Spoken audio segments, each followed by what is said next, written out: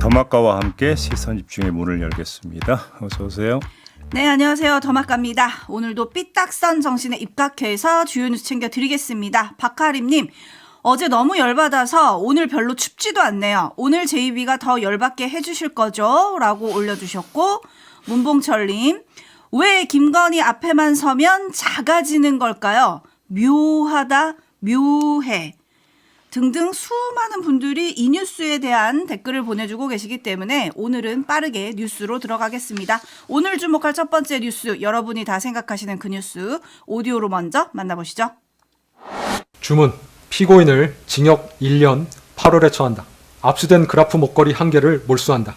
피고인으로부터 1281만 5천 원을 추징한다. 네, 뭐 다 아시겠지만 판결이 이렇게 나왔습니다. 도이치 주가 조작과 관련한 자본시장법 위반 혐의, 그리고 무상 여론조사 관련한 정치자금법 위반 혐의는 모두 무죄 판단을 내렸습니다. 통일교 금품 수수와 관련한 특가법상 알선 수재 혐의만 유죄로 판단해서 형량을 이렇게 잡았는데요. 따질 게 한두 가지가 아닙니다. 자, 먼저 자본시장법 위반 혐의 무죄 판결, 이거부터가 지금 큰 논란인데, 자, 이 문제를 지속적으로 추적 보도했던 주인공이 있죠. 바로 뉴스타파의 시민보 기자인데, 제 분석보다는 시민보 기자의 평가가 더 중요한 것 같습니다. 그래서 잠깐 연결을 하도록 하겠습니다. 나와 계시죠? 예, 안녕하세요. 네, 어떻게 평가하십니까? 예, 일단은 물론 이제 판결은 판사가 하는 거지만 굉장히 아쉬움이 많습니다. 예. 그 공동정범으로 인정하기 어렵다라는 거잖아요. 간단히 이야기를 하면. 그렇습니다. 예. 이 판단을 어떻게 보세요? 그 부분이 제일 문제인데요. 예. 저희가 이제 저희 언론 입장에서는 이 사건을 이제 추적하고 보도할 때 김건희 씨가 과연 그 시세 조종에 대한 인식이 있었느냐 없었느냐 이 부분에 대해 굉장히 집중적으로 이제 취재를 하고 보도를 해왔거든요. 그 이유는 대부분의 주가 조작 사건에서 시세 조종에 대한 인식이 있는 경우에 사실 그 인식 여부만 확인이 되면 공동정범으로 인정하는 것이 어렵지 않아 왔습니다. 그동안의 판결에서. 네네네. 그렇기 때문에 인식이 있다면 그건 당연히 이제 공동정범으로 볼 수 있을 거다라는 전제하에서 그 부분에 대한 취재를 집중했던 것인데 네. 이번 판결을 보면 인식은 있었던 것으로 보이지만 그렇다고 해서 공동정범으로 인정할 수는 없다라는 취지의 판결이지 않습니까? 네, 그러니까요. 예, 그러니까 이제 그 인식과 공동정범으로의 인정을 재판부가 이렇게 분리해서 예. 판단할 거라고는 정말 예상하지 못했고요. 네네. 어제 이제 판결이 난 후에 여러 이제 법조계에 계신 분들한테 여쭤보니까 이 법리상으로도 공동정범이라는 부분이 상당히 어떻게 보면 연결이 그렇게 강하지 않더라도 어떤 심증이나 이런 것만으로도 공동정범이라는 사실을 인정해온 경우가 굉장히 많다는 거예요. 그러니까요. 예. 예. 그래서 이제 공동정범이라는 부분에 대해서 법원이 판단을 내리는 것을 뭐 그 판단이 틀렸다라고 얘기할 수는 없지만 네.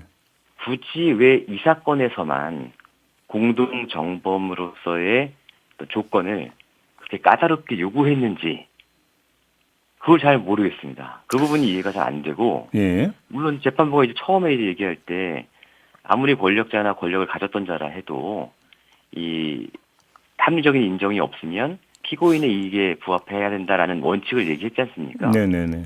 그 원칙은 당연히 옳은 것이지만 왜 하필 그런 원칙은 언제나 힘 있는 사람, 힘이 있었던 사람, 이런 사람들의 사건에서만 적용이 되는 것인지 네. 대부분의 사실은 중요하지 않은 사건 혹은 언론이 주목하지 않는 사건에서 그렇게 손쉽게 인정해왔던 공동정범의 논리를 이 사건에서만 왜 유독 엄격하게 적용한 것인지 사실은 개인적으로는 의문이 듭니다. 예. 그러니까 일단 좀 나눠서 봐야 되는 게 그 예. 주가 조작의 인식은 있었다.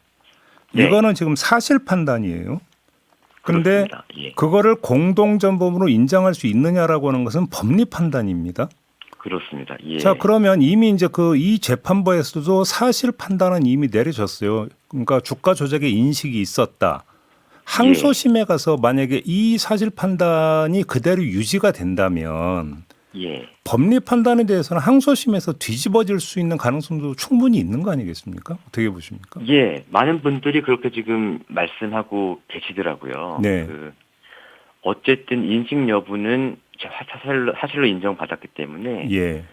그 공동정범이라고 이제 판단을 하는 것은 말씀하신 것처럼 그야말로 판단의 영역이고 법리 적용의 영역인데 그렇죠. 그 법리 적용의 의문이 있기 때문에 2심에서는 충분히 뒤집어질 수 있다. 뭐 이런 말씀들을 들었습니다. 예. 그러니까요. 혹시 그리고 이거 말고 이 도이치모터스 관련 판단 내용에서 좀 그러니까 또 문제로 지적될 만한 걸 발견을 하셨을까요? 이제 저희가 계속해서 이 김건희 씨의 시대조정 인식 여부에 대한 그 단서들을 보도를 하면서 네. 이건 최소한 방조범은 된다. 방조범 혐의로는 기소가 되어야 한다라고 그동안 이제 보도를 해왔는데요. 네. 재판부에서도 사실은 방조 혐의에 대해서 굳이 판단하지는 않겠지만 방조 혐의는 될 가능성이 있다. 이렇게 이제 판시를 했지 않습니까? 근데 특검이 그걸로는 그럼, 기소를 안 했잖아요. 근데. 예, 그래서 이제 판단 안 한다고 했는데 예. 보통은 이제 그렇다면 그 재판부에서 이거 뭐 예비적인 혐의로도 방조 혐의를 넣어서 네. 공소장을 변경해야 되는 거 아니냐라고 재판 과정에서 보통 이제 그렇죠. 조정이 이루어지지 않습니까? 한덕수 총리의 경우가 그렇게 했었으니까, 그죠? 그렇죠. 예. 이제 방조 혐의로 이제 기소를 했는데 이건 다른 이제 공동 정범으로도 해야 되는 거 아니냐, 주요 종사자로 해야 되는 거 아니냐 해서 공소장 변경이 이루어졌지 않습니까? 그렇죠. 예. 근데 이제 김건희 사건 같은 경우에는 도이치모터스 사건 같은 경우에는 재판부가 그렇게 생각하고 있다는 걸 판결 당일에 와서야 지금 얘기를 한 거잖아요. 그렇네요. 예, 예. 수많은 기일이 있었는데도 불구하고. 그렇죠. 예, 그렇게 한 이유가 뭔지도 사실은 궁금합니다. 예. 그렇네요. 참 짚어볼 게 좀 여러 가지가 있는데 뭐 이거 뭐 당연히 예. 항소심에서 이제 다퉈야 되는 이제 그런 내용이라고 좀 봐야 될 것 같고요. 그렇습니다. 알겠습니다. 오늘 뭐 잠깐 좀 이제 의견을 좀 들어봤는데요. 좀 일단 이렇게 예. 마무리할게요. 고맙습니다. 예, 감사합니다. 네, 뉴스타파의 시민보 기자 평가 좀 잠깐 들어봤고요. 더 자세한 분석과 평가는 노희범 변호사와의 인터뷰에서 좀 소화를 하도록 하겠고요. 좀 계속 이어가도록 하겠습니다. 정치자금법 위반 혐의 무죄 판단에 대해서 이제 한 말씀 드려야 될 것 같은데 김영선 공천이 무상 여론조사의 대가인 듯한데 범죄의 증명이 없어서 무죄다. 이렇게 지금 판단을 했어요. 그럼 제가 한번 반문하고 싶은 게 아니 5월 9일 날인가요? 2022년 5월 9일 날 윤석열 대통령 당선자가 명태균 씨와의 통화에서 김영선 공천 좀 해주라라고 했다라고 얘기하잖아요. 말이 많네 당에서 이렇게 얘기하죠. 그리고 나서 또 한 번 내가 통화해 볼게 했고 그다음에 통화를 하고 나니까 김건희 씨가 쪼르르 또 바로 명태균 씨한테 전화해서 지금 얘기했다라고 좀 전하잖아요. 당선인이 미루라고 했어요. 걱정하지 마세요. 내일 봬요. 그럼 이건 뭔데요? 그럼 이거. 아니 그러면 대통령 당선자 부부가 다른 사람 뭐 공천 전반에 대해서 얘기를 했다면 제가 이런 얘기 안 하겠어요. 김영선 전 의원만 콕 집어가지고 공천 좀 해주라 했고 그러니까 저희 남편이 얘기했어요. 너무 걱정하지 마세요. 취임식 날 오세요라고 또 김건희 씨가 전화를 하고 그거는 윤석열 전 대통령 당선자 부부와 명태균 씨의 공통의 관심사는 김영선 전 의원 공천이었다라고 하는 것들은 당연한 그 얘기는 그렇게 하는 거잖아요. 그러면 윤석열 대통령 당선자 부부가 김영선 공천에 신경을 써야 되는 그 동기와 이유가 뭔데요? 여론조사 제공 말고 뭐가 있는데요, 거기서? 거기서 제일 이해가 안 갔던 건 바로 그거 아닙니까? 뇌물을 계약서 쓰고 줘야 되는 건가요? 계약서를 안 썼으니까 무죄다. 그것도 말이 안 되는 얘기고요. 그게 제일 말이 안 됐던 것 같아요. 또 형량도 한번 좀 제가 말씀을 드려보겠습니다. 일단 좀 이건 좀 그 재판장 목소리를 좀 들을 필요가 있는데 일단 훈계는 되게 준엄했어요. 일단 들어보시죠. 영부인은 대통령의 가장 가까운 곳에서 대통령에게 지대한 영향을 미칠 수 있고 대통령과 함께 나라를 대표하는 상징적인 존재입니다. 그에 걸맞은 처신이 필요하고 기본적으로 높은 청렴성과 연결성이 요구됨은 두말할 나위가 없습니다. 지위가 영리추구의 수단이 되어서는 아니 됩니다. 권력에 대한 금권의 접근은 다반사일 수 있습니다. 그렇기 때문에 지위가 높을수록 이를 의식적으로 경계해야 합니다. 그런데 피고인은 자신의 지위를 영리추구의 수단으로 오용하였습니다. 자, 이렇게 준엄하게 훈계한 끝에 집어든 게 뭐냐면 회초리도 아니에요. 몽둥이는 둘째치고 회초리도 아니고 그냥 손방망이 집어들었잖아요. 자, 특가법상 알선수재 형량은 5년 이하인데 절반도 아니고 3분의 1로 뚝 잘라버리지 않았습니까? 이걸 누가 이해할 수 있겠어요? 도저히 이해할 수 없는 건 이 형량 숫자만이 아니고요. 재판부의 논리 그 자체도 제가 이해가 안 되는데 바로 이 부분 때문입니다. 한번 들어보시죠. 뒤늦게나마 가방 등을 공여받은 자신의 사려 깊지 못한 행동에 대하여 일부 자책하며 반성하고 있습니다. 네, 형량을 뚝 잘라준 이유 가운데 하나가 지금 이걸로 제시를 했어요. 재판장이. 반성. 그럼 한번 물어봅시다. 도대체 뭘 보고 김건희 씨가 자책하고 반성하고 있다고 그렇게 판단을 해준 겁니까? 저는 이 지점에서 재판부 스스로 지금 모순에 빠졌다고 생각은 하는데요. 왜 이런 말씀을 드리냐면, 자, 김건희 씨는 줄기차게 그래프 목걸이는 안 받았다고 부인을 해왔어요. 하지만 재판부는 이런 주장을 배척을 했고 받은 것으로 판단을 했습니다. 그러면 재판부의 입장에서는 멀쩡하게 받은 목걸이를 안 받았다고 끝까지 발뺌한 김건희 씨 아닙니까? 그러면 이런 김건희 씨가 자책하는 김건희고 반성하는 김건희입니까? 오히려 죄질이 무겁고 태도가 불량하다고 오히려 가중처벌해야 되는 거 아닙니까? 근데 도대체 자책하고 반성한다는 이유로 형량을 뚝 잘라준다? 이걸 누가 이해할 수 있겠어요? 재판부 논리 자체에도 모순이 있다 이 말씀을 드리는 겁니다. 네, 그리고 반성은 했냐 여기에 물음표 지금 찍어주셨는데, 그리고 김건희 씨 자기만 부인을 한 게 아니라 또 김 씨 재판의 증인으로 나온 유경욱 전 행정관에 대해서 거짓 진술을 또 회유하고 그랬잖아요. 그런 것에 대해서도 충분히 가중처벌이나 이런 정상참작이 가능할 텐데 그런 것은 약간 보지 않은 게 아닌가, 이런 의견들도 또 많이 있더라고요. 에라이님, 특검이 봐주기 수사를 한 걸까요? 아니면 판사가 봐주기 판결을 한 걸까요? 우리나라 법은 왜 그녀 앞에서 무력한 걸까요? 라고 물음표 3개 찍어주셨고요. 오석수님은 직위원의 시간 계산과 판박이인 판결입니다 라고 해주셨고, 공정님은 어제의 판결 한자 성어 많이 썼지만 우습습니다 라고 꼬집어 주셨어요. 네, 그리고 진짜 네, 노이즈 TV님은 민생도 중요하지만 검찰개혁, 사법개혁 조속히 이루어져야 합니다. 그래야 다음 선거가 어떻게 될지 결정될 것 같습니다. 입법부 일해주세요. 이런 수많은 댓글들이 들어오고 있는데 어제 판결이 또 있었습니다. 권성동 의원, 윤영호 전 통일교 세계본부장 판결 정리해 주시죠.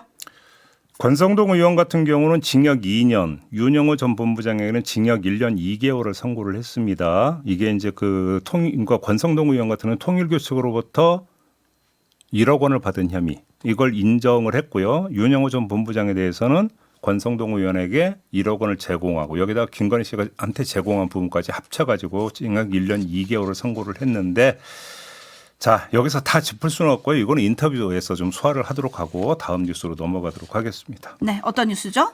이재명 대통령이 어제 옛날 트위터죠, X에 설탕세 관련 여론조사 결과를 소개한 기사를 공유하면서 담배처럼 설탕 부담금으로 설탕 사용을 억제하고 그 부담금으로 지역 공공의료를 강화하는 데 재투자. 여러분의 의견은 어떠신가요? 라는 글을 올렸습니다. 이 여론조사가 뭐냐면 서울대 건강문화사업단이 12일부터 19일까지 국민 1,030명을 대상으로 한 조사인데요. 응답자의 80.1%가 설탕세 도입에 찬성한 것으로 나온 조사 결과입니다. 이 설탕세는 비만과 당뇨 등 질병 예방 및 국민 건강 증진을 목적으로 당분이 과도하게 포함된 음료나 식품에 부과하는 세금입니다. 자, 이재명 대통령은 세금이 아니라 건강증진 부담금 형식으로 부과하는 방안을 제시를 했고 국민들에게 의견을 물어본 겁니다. 네, 평가는요? 저 개인적으로는 찬성합니다. 당분 과다 섭취를 막고 지역 공공의료 강화하는 일거양득, 도랑치고 가지 잡겠다는데 반대할 이유가 도대체 뭐가 있겠습니까? 오늘 신문 보니까 뭐 기업에 부담을 준다, 뭐 제품 가격이 오른다, 이런 것들을 지적을 하던데요. 기업 부담이 중요합니까? 국민 건강이 중요합니까? 그다음에 제품 가격이 오르는 건 당연한 거예요. 이 건강 부담금을 부과를 해서 제품 가격을 올려갖고 조금이라도 덜 먹게 하자라는 게 취지예요. 근데 그거에 반대 논리가 제품 가격이 오른다고 그게 반대 논리로 성립이 됩니까? 말이 안 되는 얘기지. 저는 개인적으로는 찬성한다. 이런 말씀 드리겠습니다. 네, 촌철님들은 찬반이 엇갈리고 있습니다. 옥황상제님은 당뇨병 줄어들겠네요. 찬성. 반면에 올리프님은 음료수값 오르겠네 라고 올려주셨고 테리님은 백종원 씨 큰일 났네요. 라는 댓글도 보내주셨고요. 근데 청와대 내에서도 지금 사회수석실, 경제수석실 의견이 좀 다르대요. 그래서 사회적으로 논의를 해야 할 사안이다라고 김용범 정책실장이 밝혔던데. 근데 오히려 포인트는 저는요. 되게 이례적인 게 하나가 있어요. 뭐가요? 이것도 일종의 증세거든요. 만약에 추진한다면. 그렇죠. 선거 앞두고는 증세 카드를 잘 안 꺼냅니다. 그죠? 네. 근데 이재명 대통령은 지방선거와는 상관없이 지금 이 문제를 바로 공론화에 붙여버렸습니다. 그런 점은 상당히 이례적이다. 그러니까 그러면 이재명 대통령의 지론에 따른 것이냐. 오히려 이것도 좀 주목해서 봐야 된다. 이 말씀도 드리겠습니다. 네. 제이비타임즈 다음 주목할 뉴스는요? 국민의힘 정강정책 당헌당규 개정 특위가 엊그제 오후에 회의를 열어가지고 당헌당규 전문에 보수 진영의 역사를 서술하는 내용을 추가하기로 뜻을 모았다고 합니다. 이런 문장이 들어갈 거라고 지금 보도가 나오고 있는데요. 그대로 읽어드리면 국민의힘은 대한민국 건국을 통해 자유민주주의를 확립했고 6.25 전쟁에서 공산주의와 맞서 싸워 이겼다. 산업화를 통해 경제적 풍요를 창출했고 민주화에 기여했다. 이런 내용이라고 하는데요. 자, 다른 거 다 제치고 요 단어 하나만 뽑아내겠습니다. 건국. 자, 이렇게 돼버리면 어떤 논란이 바로 자동으로 따라붙습니까? 건국절 논란이 다시 시작이 됩니다. 그러면 국민의힘이 3.1 그 만세운동 이후에 상해 임정을 수립하는 데 기여했다. 이 주장은 아닐 거 아닙니까? 그럼 이게 1948년 건국 주장하는 그 얘기에 지금 맥을 같이 하는 건국이라는 용어거든요. 그러면 국민의힘이 지금 건국절 논란을 다시 되짚으려고 한다. 이렇게 지금 이해를 해야 되는 것인데 그 의도가 뭘까요? 뭘까요? 보수층은 결집할 수 있겠죠. 외연 확장이 근데 가능하겠습니까? 그리고 지금 또 다시 또 그런 역사 논쟁 벌여야 되는 겁니까? 아니 장동혁 대표가 자 단식 그 중단 이후에 그 건강을 추스른 다음에 어제 제일 먼저 행보를 보인 게 뭡니까? 민생을 챙기는 행보를 보였습니다. 그렇죠. 자 대표는 민생 챙기겠다고 그렇게 하는데 당헌당규 전문 개정에서 역사 논쟁 다시 짚히겠다. 이건 엇박자입니까? 아닙니까? 한번 물어보고 싶습니다. 이건 제가 볼 때는 명백한 엇박자입니다. 그렇지 않나요? 네, 이런 논란을 의식한 탓인지 자세한 건국 시점을 명시할지는 추가 논의를 거쳐 최종 결정하기로 했다. 이렇게 보도가 되던데 어떻게 될지 한번 지켜보도록 하겠습니다. 나라사랑님, 주위에서 아무리 뭐라고 해도 극우의 끝으로 가는 그 용기 칭찬해야 할까요? 제이비타임즈 다음 주목할 뉴스는요? 서울 변호사회가 2025년도 법관 평가 결과를 공개를 했습니다. 소속 회원 가운데 2,449명이 지난해에 수행한 소송 사건의 담당 법관들을 대상으로 실시한 평가 결과인데 성적이 매우 저조한 하위 법관 20명의 사례도 공개를 했는데 시간 관계상 그 일부만 소개해드리겠습니다. 서울 동부지법의 한 판사 최근 6년간 5번이나 하위 법관으로 선정이 됐다고 합니다. 오호. 자신의 주관적 의견을 장황하게 설명하느라 다음 사건에 지장을 주고 중간에 말을 끊거나 재판 도중에 호통을 치는가 하면 훈계, 잔소리, 비아냥으로 시간을 너무 지연시켰다. 이게 변호사들의 평가였다고 하는데요. 이 판사는 2023년부터 2024년도까지 법관 평가에서도 소송 대리인을 향해 화나게 하지 마라. 욕 나오게 하지 마라. 예전 같으면 공권력에 순응하지 않으면 곤장을 칠 일인데 이제는 곤장을 칠 수도 없고 참 등등의 말을 했다고 합니다. 네. 또 수도권 법원의 한 판사도 있는데요. 최근 5년간 3번에 걸쳐서 하위 법관을 꼽혔는데 조정이 무조건 성립되도록 강압적 분위기를 조성하면서 조정 의사가 없다는 의사를 여러 번 밝혔음에도 나가서 다시 생각해보고 오시라며 강요를 했고 소송 대리인에게 어차피 되지 않을 주장이라고 하면서 무시하거나 조정을 거부한 당사자에게 판결문도 결국 내가 쓰는 건데 라고 말을 하면서 은근히 압박했고 어허. 변호인을 선임하지 못하고 출석한 피고인에게 아이씨 라고까지 말을 했다고 합니다. 험악한 분위기를 연출을 했다라는 건데요. 네. 사법부에서 법관이 이래도 됩니까? 자, 지금 전한 내용에서 드러나듯이 변호사들의 주된 평가는 법관의 재판 진행 태도에 맞춰져 있습니다. 뭐 이건 이럴 수밖에 없다고 생각합니다. 하지만 국민 입장에서 볼 때는요. 이것보다 더 중요한 게 뭡니까? 판결의 정확성입니다. 단순히 법전에 충실한 걸 넘어서 시대의 양심과 법리의 조화를 꾀하는 현명한 판결이 이 법관의 최고의 덕목 아니겠습니까? 그렇지 못한 경우가 종종 나와서 어제도 나와서 이 말씀을 드리는 겁니다.